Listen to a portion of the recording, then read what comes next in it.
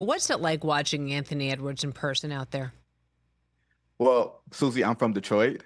So I never got a chance to really enjoy Michael Jordan because it is ingrained in my blood to hate that man. But now with Anthony Edwards, it's almost like I get a second chance at it. You know what I mean? Like as a journalist, you're going to be impartial. You're not rooting for anything. But just as an athletic endeavor, as an athletic figure, he gets from one spot to the next so quick. That's just on the floor.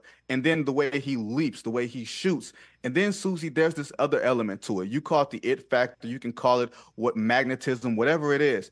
He embraces being exactly who he is, not just on the floor, but off the floor. Like he can go viral without trying to. Like he exerts his leadership in a way that is endearing to his teammates and even endearing to us when we're asking him questions. And he's so very confident. I think it's going to hit all of us later on, not just in the playoffs or the finals. It's going to hit us all during the Olympic Games because Kevin Durant's going to be there. LeBron's going to be there. Steph is going to be there.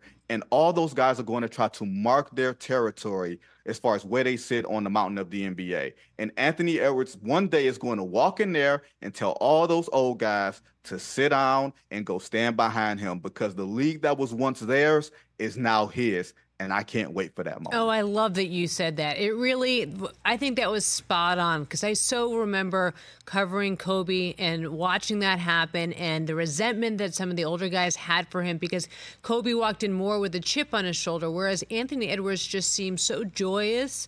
And I feel like what we're going to watch in Paris is we're going to just see these guys not only stand up and puff their chest, but embrace him a little bit. And I think part of that is what we see in his relationship with Karl Anthony Towns.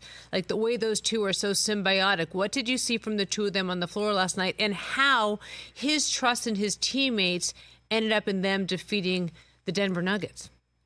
You know, it's really funny because when we think of Kobe Bryant and we think of Michael Jordan in terms of their leadership, it's almost like you lead because you're afraid of them. Like they exert their will on you. They're charismatic, but in a much more hard driving way.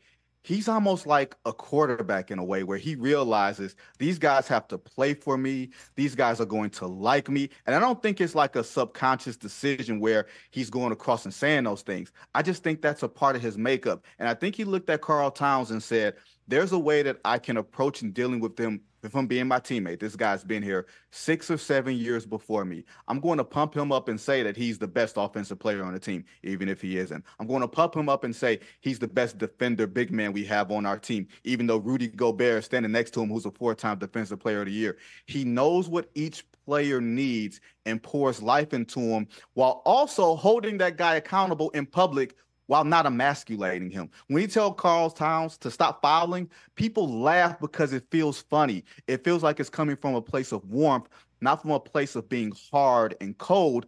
And I don't know if that's something that you learn at 22 years old. I feel like that's something that you have inside of you. I think that's something that you learn through dealing with people and not just being an athlete. And I feel like Anthony Edwards gets the people stuff right, as well as any 22-year-old I've been around at this stage. Catch the Rich Eisen Show every single day on the Roku channel, 12 to 3 Eastern, for free.